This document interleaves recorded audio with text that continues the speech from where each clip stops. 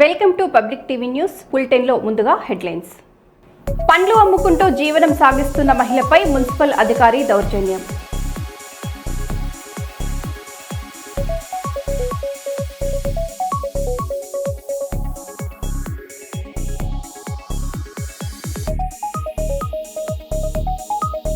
కాళోజీ జయంతి వేడుకలు శాసనసభలో ఘనంగా.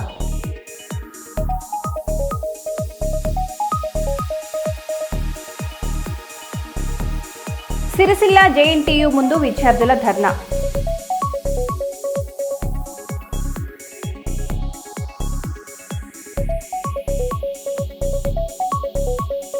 కర్నూలు కేరీస్ పోర్టల్ను సద్వినియోగం చేసుకోవాలి. జిల్లా కలెక్టర్ పి రంజిత్ బాషా.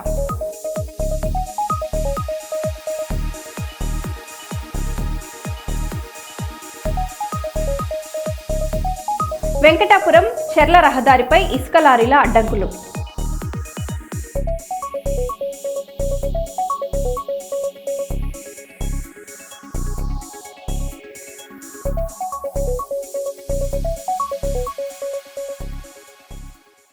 ఇంకా వివరాల్లోకి వెళ్తే, నూజివీడు IIITలో ఆదివారం భయానక ఘటన చోటు చేసుకుంది. పరీక్షా హాల్లోకి అనుమతించలేదన్న ఆగ్రహంతో ఎంటెక్ విద్యార్థి వినయ్ ఒక అధ్యాపకుడిపై కత్తులతో విచక్షణారహితంగా దాడి చేశాడు.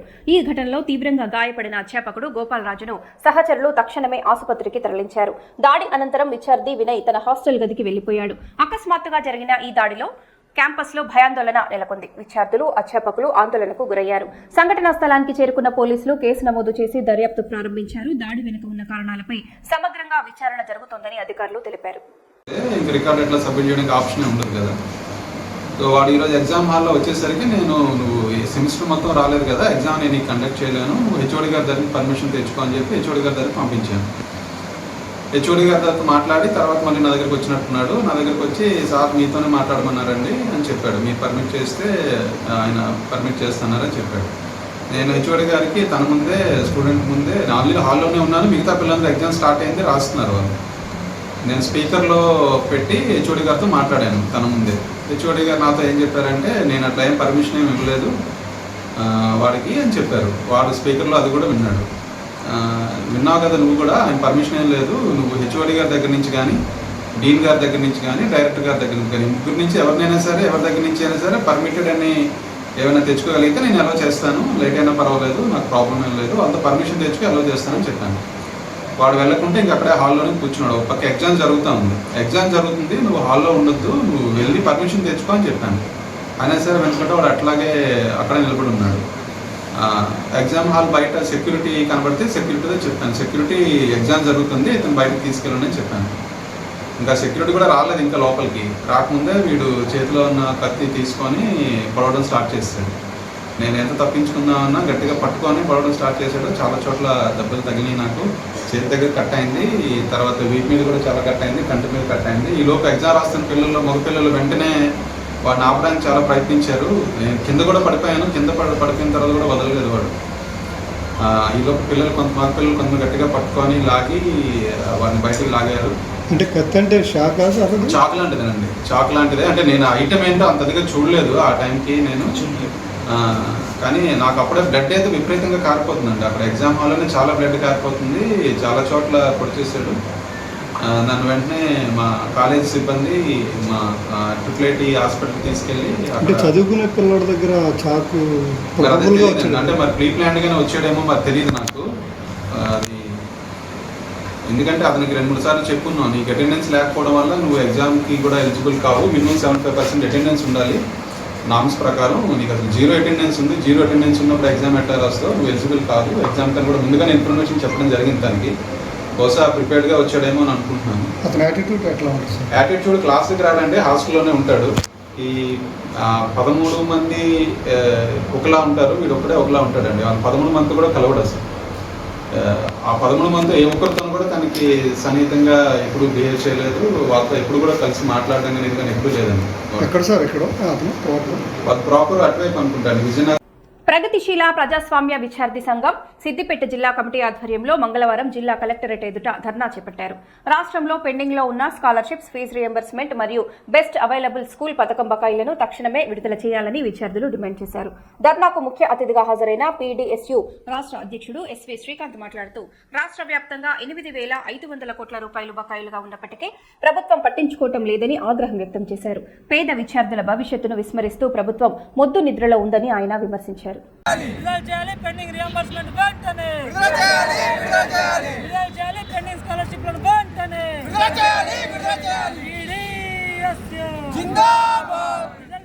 బాస్ బకాయిలను వెంటనే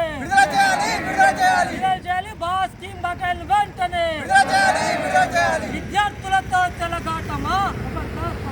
పీడీఎస్యు సిద్దిపేట జిల్లా కమిటీ ఆధ్వర్యంలో ఈరోజు తెలంగాణ రాష్ట్రంలో పెండింగ్లో ఉన్నటువంటి ఫీజు రియంబర్స్మెంట్, స్కాలర్షిప్ బకాయిలు 8,500 కోట్ల రూపాయలు తక్షణమే విడుదల చేయాలనేటువంటి డిమాండ్తో, అట్లాగే ఇవాళ బెస్ట్ అవైలబుల్ స్కూల్ స్కీమ్కి సంబంధించిన బకాయిలు విడుదల కోరుతూ ఈరోజు పీడీఎస్యు ఆధ్వర్యంలో సిద్దిపేట జిల్లా కమిటీ సిద్దిపేట జిల్లా కలెక్టరేట్ ఎదుట ధర్నా నిర్వహించడం జరిగింది. వాళ్ళ పీడీఎస్యు తెలంగాణ రాష్ట్ర కమిటీ రాష్ట్ర వ్యాప్త పిలుపులో భాగంగా ఈరోజు ఇక్కడ జిల్లా కమిటీ వాళ్ళు ధర్నా చేపడతా ఉన్నారు. ప్రధానంగా కాంగ్రెస్ ప్రభుత్వం హయాంలో తెచ్చినటువంటి ఫీజు రియంబర్స్మెంట్ పథకం ఏదైతే ఉందో ఆ పథకాన్ని ఇవాళ పూర్తిగా ఇవాళ విధ్వంసం చేసేటువంటి ఒక ప్రయత్నం ఇవాళ మన రేవంత్ రెడ్డి గవర్నమెంట్ చేస్తూ ఉన్నటువంటి పరిస్థితి. అందుకే ఈ రాష్ట్ర ముఖ్యమంత్రి రేవంత్ రెడ్డి గారిని మేము ప్రశ్నిస్తా ఉన్నాం, మీ హయాంలో తీసుకొచ్చినటువంటి రియంబర్స్మెంట్ పథకం యొక్క బకాయిలను మీరు ఎందుకోసం విడుదల చేయట్లేదు, ఒక్కసారి మీరు గమనంలో పెట్టుకోవాల్సినటువంటి అవసరాన్ని ఈ సందర్భంగా గుర్తు చేస్తాను. వాళ్ళ విద్యారంగ సమస్యలు పరిష్కరించమంటే మీకు చేత కావట్లేదు, రియంబర్స్మెంట్ ఇవాళ స్కీమ్కి సంబంధించినటువంటి బకాయిలు విడుదల చేయమంటే మీకు చేత కావట్లేదు, స్కాలర్షిప్ బకాయిలు మీరు విడుదల చేయట్లేదు, బెస్ట్ అవైలబుల్ స్కూల్ స్కీమ్కి సంబంధించినటువంటి బకాయిలు విడుదల చేయడం లేదు. మీ నిర్లక్ష్య విధానాల వల్ల ఈ రాష్ట్రంలో చదువుకుంటున్నటువంటి వేలాది మంది పేద విద్యార్థులు ఇవాళ అనేక రకాల ఇబ్బందులకు గురి అవుతున్నటువంటి పరిస్థితుంది.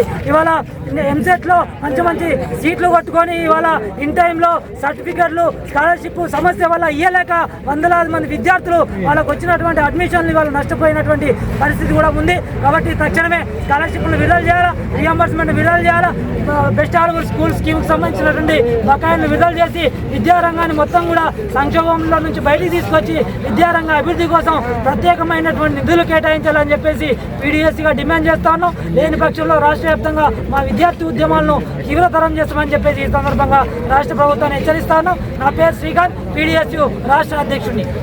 కర్నూలు జిల్లా ఆదోని పట్టణంలో ఇవాళ ఆదోనిలో అన్నదాతల పోరు కార్యక్రమంపై వైసీపీ ఆధ్వర్యంలో మంగళవారం జరిగింది. మాజీ ఎమ్మెల్యే సాయి ప్రసాద్ రెడ్డి నేతృత్వంలో పార్టీ కార్యకర్తలు వైసీపీ కార్యాలయం నుంచి సబ్ కలెక్టర్ కార్యాలయం వరకు పాదయాత్రగా వెళ్లి ధర్నా చేశారు.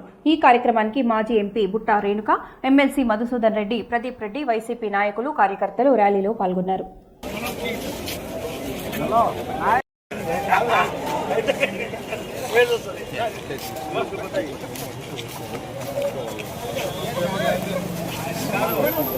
అనే అశోకనా నిలబడబ్బా, అశోకనా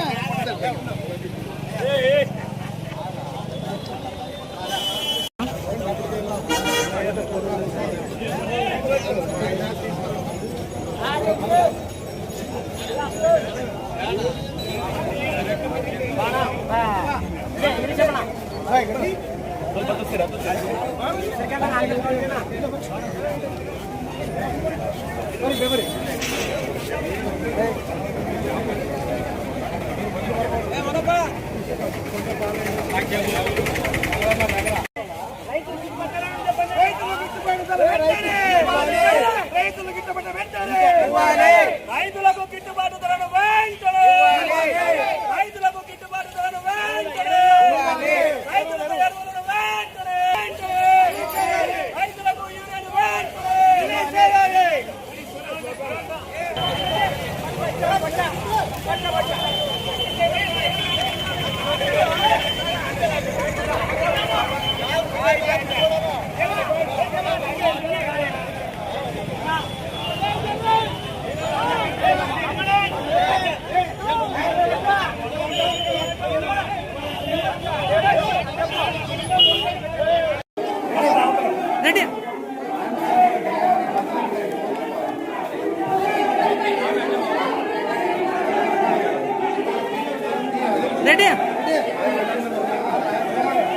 రెడీ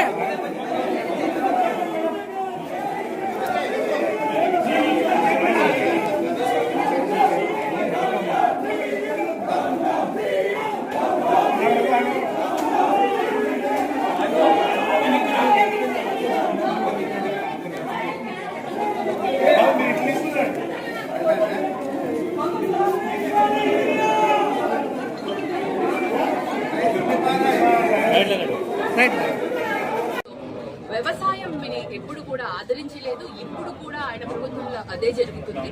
మరి దాన్ని మార్చుకోవాలి. యూరియా, ఎరువులు ఇవన్నీ కూడా రైతులకు అందిస్తూ వారికి పంట ఏదైతే నష్టపరిహారం ఉందో అది కూడా అందిస్తూ వారికి గిట్టుబాటు ధరని అందించాలని ఇవాళ వైఎస్ఆర్సీపీ పార్టీ తరఫున మేము స్ట్రాంగ్ గా డిమాండ్ చేస్తున్నాము. ఏ సీజన్లో అయితే పంట దెబ్బతిందో ఆ రైతులకు ఆ సీజన్లోనే మన ఇన్సూరెన్స్ ద్వారా అదే ఇన్పుట్ సబ్సిడీ ద్వారా రైతులందరూ కూడా న్యాయం చేయడం జరిగింది. అదేవిధంగా ఈరోజు చూసుకుంటే మనము ఈ ప్రభుత్వం వచ్చిన తర్వాత ఎక్కడ చూసే యూరియా కొరత, అదేవిధంగా ఇప్పుడు మన పంటలకు అన్నిటికీ ఏ పంటకు కూడా గిట్టుబాటు ధర లేదు. ఈరోజు ఈ పంటలు గిట్టుబాటు ధర లేని సమయంలో కూడా ప్రభుత్వం ముందే మేము లెటర్లు రాస్తాము, కేంద్రానికి లేఖలు రాస్తాము, ఖచ్చితంగా మేము దాన్ని సమస్య పరిష్కరిస్తామని చెప్తుంది తప్ప ఎక్కడ కూడా సమస్య పరిష్కరించిన దాఖలాలు లేవు.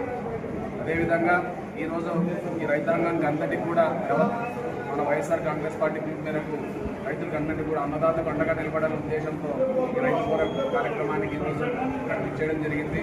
వైఎస్ఆర్ కాంగ్రెస్ పార్టీ పిలుపు మేరకు ఈరోజు ఈ ఆదోని సబ్ కలెక్టరేట్కి ఇక్కడ రైతులందరూ కూడా తరలివచ్చి ఈ కార్యక్రమాన్ని చూస్తే ఈరోజు 5,000 రూపాయలుగా ఇచ్చి ఈరోజు రైతులను మరి ఈరోజు అన్నదాత సుఖీ భవన్ వారు చెప్పడం అంటే చంద్రబాబు నాయుడు గారు ఏదైతే చెప్పారో అది చేసేటువంటి నైజం కాదు. ఈరోజు మనం అందరం కూడా గుర్తించుకోవాల్సిన విషయం ఏమిటంటే ఈరోజు రైతు రాజ్యానికి ఈరోజు ఎన్నుముకైనటువంటి ఈ పరిస్థితిలో వీరు నడ్డి విడిచేటువంటి ప్రోగ్రాం ఈరోజు చేస్తూ ఉన్నారు.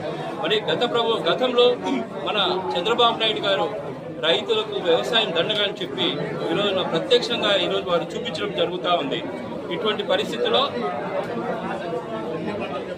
ఈరోజు చూస్తే వారు గత ప్రభుత్వంలో ఇచ్చినటువంటి ఇన్పుట్ సబ్సిడీ తర్వాత అలాగే మనకు 0 వడ్డీ రుణాలు ఇచ్చినటువంటి ఆ రోజులు ఈరోజు చూసుకుంటే ఈరోజు ఇన్పుట్ సబ్సిడీ లేదు, క్రాప్ ఇన్సూరెన్స్ లేదు, 0 వడ్డీ రుణాలు కూడా లేవు. అంటే ఈ సందర్భంగా ఇవన్నీ చూస్తూ ఉన్నటువంటి రాష్ట్రంలో ఉన్నటువంటి ప్రజానికాన్ని ఈరోజు రాష్ట్రాన్ని ఈరోజు మేల్కొల్పే దినంగా ఈరోజు కాపాడుకుంటూ ముందుకు వెళ్ళాలని ఈ సందర్భంగా మీకు తెలియజేస్తాను. అందరికి నమస్కారం. నిజంగా ఈరోజు రైతు పోరుకి పెద్ద ఎత్తున ఎమ్మింగనూరు నుంచి, మంత్రాలయం నుంచి, ఆదోని మండలం నుంచి కూడా చాలా మంది రైతులు పాల్గొని విజయవంతం చేయడం చాలా సంతోషంగా ఉందని చెప్పేసి చెప్పడం జరుగుతూ ఉంది. ఎందుకంటే ప్రజల్లో ఉంది ఇది. రైతుల పరంగా చంద్రబాబు నాయుడు చేసే పరిస్థితిని బట్టి ప్రజల్లో బాగా చైతన్యం వచ్చింది, రైతుల్లో బాగా చైతన్యం వచ్చింది. ఎలాంటి గిట్టుబాటు ధరలు లేక ఇబ్బంది పడతా ఉన్నారు రైతులంతా కూడా. అదే ఉల్లి ధర చూస్తా ఉంటే వాళ్ళ పరిస్థితి చూస్తా ఉంటే ఆత్మహత్యలు చేసుకునే పరిస్థితి జరుగుతూ ఉంది. 12,000 ఇస్తే గిట్టుబాటు ధర అయ్యే పని కాదు. అది దాదాపుగా 2,500 ఇస్తే తప్ప గిట్టుబాటు ధర అయ్యే పరిస్థితి లేదు. ఏదున్నా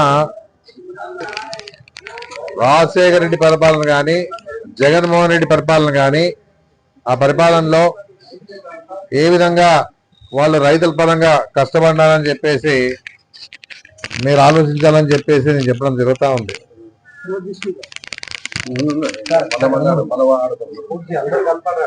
ఏదున్నా ములుగు జిల్లా వెంకటాపురం మండలంలోని వెంకటాపురం చర్ల రహదారిపై ఇసుక లారీలు యథేచ్ఛగా నిలిపివేస్తుండటంతో ప్రయాణికులు తీవ్ర ఇబ్బందులు ఎదుర్కొంటున్నారు. ప్రధాన రహదారిపై కిలోమీటర్ల మేర లారీలు నిలవడంతో భారీ ట్రాఫిక్ జామ్ ఏర్పడుతుందని వాహనదారులు వాపోతున్నారు. స్థానికులు మాట్లాడుతూ అధికారులకు ఎన్నిసార్లు ఫిర్యాదు చేసినా ఎలాంటి చర్యలు తీసుకోవటం లేదు, మా సమస్యలను పట్టించుకోవాలి అని ఆవేదన వ్యక్తం చేశారు.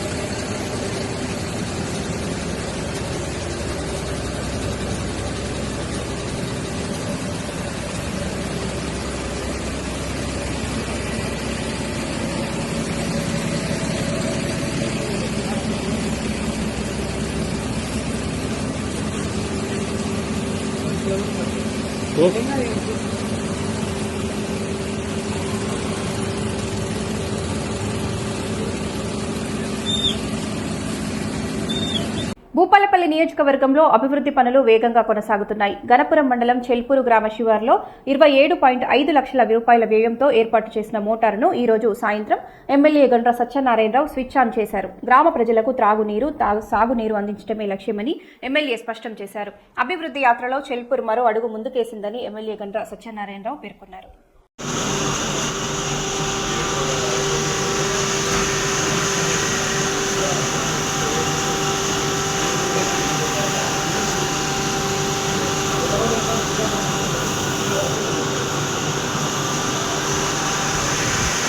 కర్నూలు జిల్లా ఆదోని పట్టణంలో మంగళవారం విలేకరుల సమావేశంలో మొగలపల్లి మహేంద్రరెడ్డి మాట్లాడుతూ తాను వైఎస్ఆర్సీపీ పార్టీ అధిష్టానం పార్లమెంటు రాష్ట్ర కార్యదర్శిగా నియమించబడినట్లు తెలిపారు.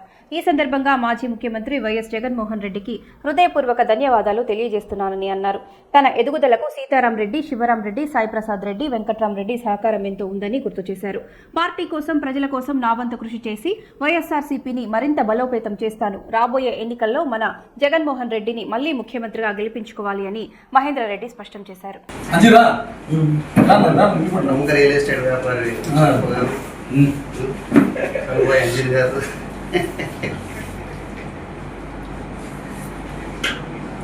జై జగనన్న, జై జగన్న, జై సిద్ధం.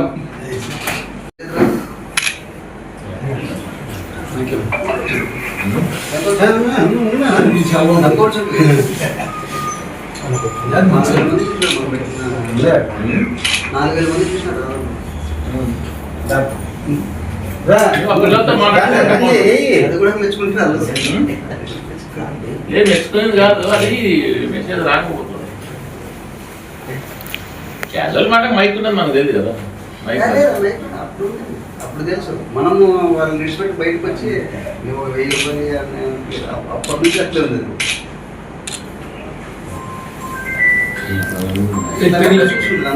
దాని క్లాస్ అసలు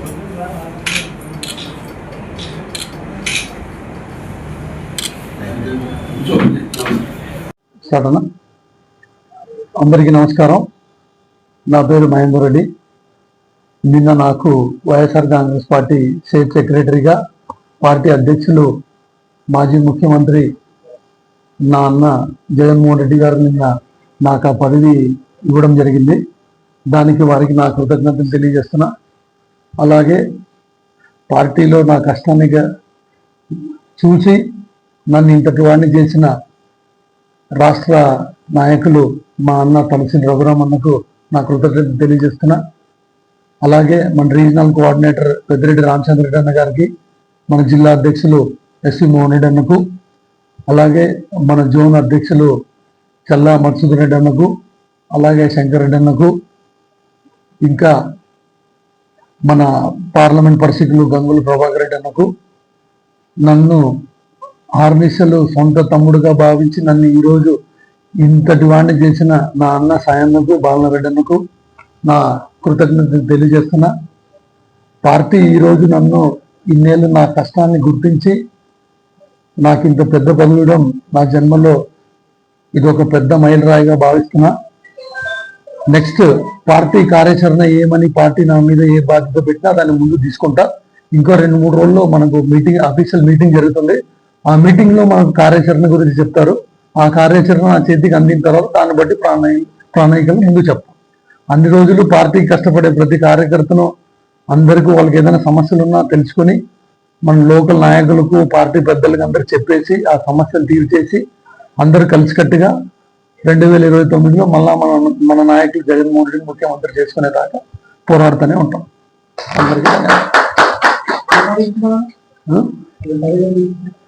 party state secretary Malagavelli Mahendranath Reddy. Pathapatnam మండల కేంద్రంలో శుభోదయ కార్యక్రమంలో పాల్గొన్న రేగేటి షణ్ముఖరావుకు ప్రజలు ఘన స్వాగతం పలికారు. ఈ సందర్భంగా మహిళలు తమ సమస్యలను ఆయన దృష్టికి తీసుకువెళ్లారు. ప్రజల అనుగ్రహం ఉంటే సమస్యలు తీర్చిదిద్దటమే నా లక్ష్యం అని రేగేటి షణ్ముఖరావు పేర్కొన్నారు. ఈ కార్యక్రమంలో రిటైర్డ్ ఎస్ఐ శివాజీరెడ్డి, బమ్మిడి రాజగోపాల్, వివి కుమార్, కోరు సత్యనారాయణ, కె చిన్నారావు, ఎడ్ల గోవిందరావు, పైల భాస్కర్రావు, రేగేటి భీమారావు తదితరులు పాల్గొన్నారు.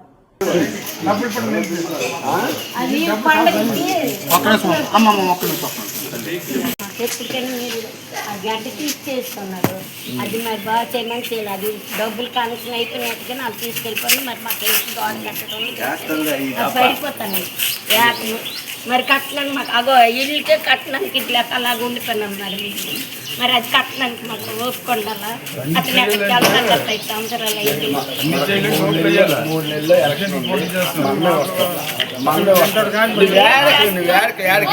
నువ్వే బాగు చేసావు కదా. మరి నీ దగ్గరికి తిరుగుతాను మాకు కాళ్ళకి ఎక్కడికి వెళ్ళినా ఆ పెన్షన్ వస్తుంది దాటి వల్ల బతుకుతాను. తింటాను చెప్తాను, లేని రోజు లేదు, కొడుకులు లేరు, కూతురు లేదు, ఎవరు లేరు, మాకు మరిది ఉన్న వాళ్ళందరూ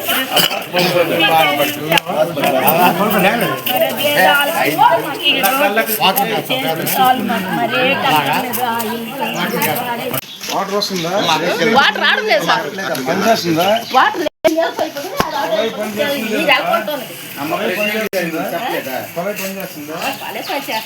అమ్మా ప్రెసిడెంట్ చెప్పావా? ప్రెసిడెంట్ ప్రెసిడెంట్కి చెప్పినాను, చెప్పడుతున్నానా? చెప్పినా పట్టించుకోలేదు. మరి మీలాంటి వాళ్ళు పట్టించుకుంటే బాగుంటుంది. అమ్మా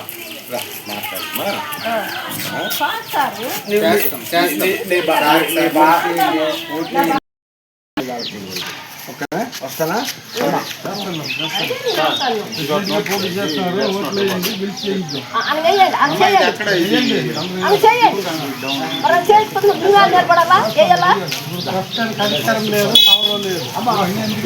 వచ్చాయి.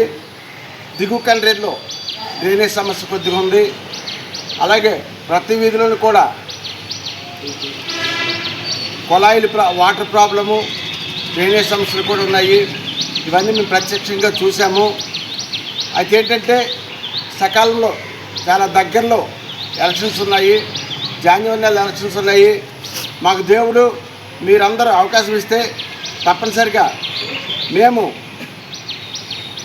అవన్నీ కూడా పనిచేసి చూపిస్తామని ఈ శుభోదయ కార్యక్రమం ద్వారా మీకు హామీ ఇవ్వడం జరుగుతుంది. ఇంతవరకు కూడా శుభోదయం కార్యక్రమం పాతపట్నంలో చాలా విధులు చేశాము. చాలా విధులు కూడా జయప్రదం చేసినటువంటి నా శుభోదయ మిత్రులందరికీ కూడా ధన్యవాదాలు తెలుపుకుంటూ నాకు అవకాశం ఇచ్చినటువంటి మీకు మీ అందరికీ కూడా నమస్కారం తెలియజేసుకుంటున్నాను. ఆంధ్రప్రదేశ్ శాలివాహన కార్పొరేషన్ డైరెక్టర్గా పీబీవి సుబ్బయ్య నియామకంపై సంతోషం వ్యక్తమవుతోంది. జనసేన వర్గాలు ఆయనను రాజకీయ కురువృద్ధుడు, ఒదిగిన వ్యక్తిగా అభివర్ణిస్తున్నాయి. ఈ సందర్భంగా స్పందించిన పీబీబీ సుబ్బయ్య మాట్లాడుతూ శాలివాహనుల శ్రమకు తగ్గ పరిశ్రమలను రాష్ట్రానికి తీసుకురావడంలో నా వంతు కృషి చేస్తాను. శాలివాహనులందరూ విద్యాభ్యాసంలో ముందుకు సాగి అభివృద్ధి సాధించాలని కోరుకుంటున్నాను అని పేర్కొన్నారు. జనసేన నాయకులు, శాలివాహన కార్పొరేషన్ నేతలు ఆయన నియామకాన్ని హర్షం స్వాగతించారు. చెప్పండి, చదువు గురించి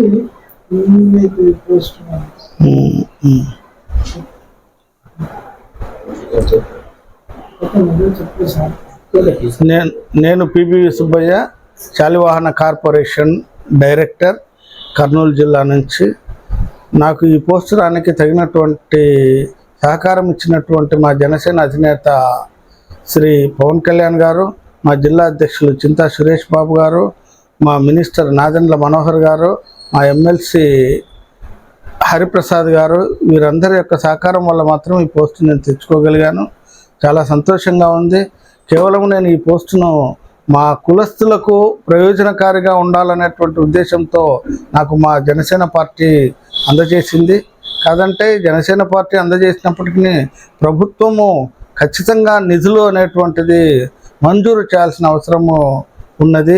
గత ప్రభుత్వము కేవలము 56 కార్పొరేషన్లు ఉంటే కార్పొరేషన్ డైరెక్టర్లను, కార్పొరేషన్ చైర్మన్లను ఇచ్చింది. కానీ దానికి నిధులు అనేటువంటివి ఏమీ లేకపోగా కేవలం ఆ పార్టీ వాళ్ళకు అలంకారప్రాయంగా ఉండేది. ఇప్పుడు అలా కాదు, ఖచ్చితంగా నిధులు మంజూరు చేస్తామని మాకు హామీ ఇచ్చారు. ఆ నిధుల ద్వారా ఖచ్చితంగా మేము పేదలకు ఉపయోగపడతామనేటువంటి సందర్భంగా గుర్తు చేస్తున్నాను. అదే కాకుండా గతంలో కుల వృత్తుల యొక్క పరిస్థితి ప్రస్తుతం ఉన్నటువంటి కుల వృత్తుల పరిస్థితికి చాలా తేడా ఉందండి. గతంలో ఉన్నటువంటి కుల వృత్తుల యొక్క పరిస్థితి ఏమి అంటే శారీరక శ్రమతో మాత్రమే కుల వృత్తులు చేసేవాళ్ళు. ప్రస్తుతం ఉన్నటువంటి కుల వృత్తులు పరిశ్రమలు ఏర్పాటు చేసి పారిశ్రామిక రంగాన్ని అభివృద్ధి చేసి ఆ పారిశ్రామిక రంగం ద్వారా ఆ కులస్తులకు ఉపయోగపడేటువంటి కుల వృత్తులను అభివృద్ధి చేసేందుకు తగినటువంటి ప్రణాళిక ఏర్పాటు చేసుకోవాల్సిన అవసరం ఉంది. వీటన్నింటికీ అవసరమైనటువంటి విద్య అనేటువంటిది ప్రతి వ్యక్తికి అవసరము. ఎంత ఉన్నత విద్య చదివినట్లయితే ఆ ఉన్నత విద్యకు తగినటువంటి తీరులో పారిశ్రామిక రంగంలో ఆ కుల వృత్తులను రాణించవచ్చు అనేటువంటిది నేను ఈ సందర్భంగా గుర్తు చేస్తున్నాను. ఈ సందర్భంగా యువతకు కూడా నేను గుర్తు చేసేది ఏమంటే, అయ్యా మీరు బాగా చదువుకోండి, మంచిగా రాణించండి, చక్కనైనటువంటి ప్రొఫెషనల్స్గా తయారు కండి, ఆ తర్వాత కుల వృత్తులను మీ ప్రొఫెషన్లో భాగస్వామ్యం చేయండి అని ఈ సందర్భంగా నేను గుర్తు చేస్తూ ఉన్నాను. నందిగామ పట్టణంలోని పోస్టాఫీస్ ఎదుట ఓ మహిళా మెడలో ఉన్న బంగారు చైన్ను గుర్తు తెలియని వ్యక్తులు లాక్కెళ్లారు. అనంతరం వారు పల్సర్ బైక్ పై అక్కడ నుంచి పారిపోయారు. గత 6 నెలలుగా వరుస దొంగతనాలు జరుగుతున్నాయనే ఆందోళనను స్థానికులు వ్యక్తం చేస్తున్నారు. పట్టణంలో భద్రతా చర్యలను కట్టుదిట్టం చేయాలని ప్రజలు పోలీసులను కోరుతున్నారు.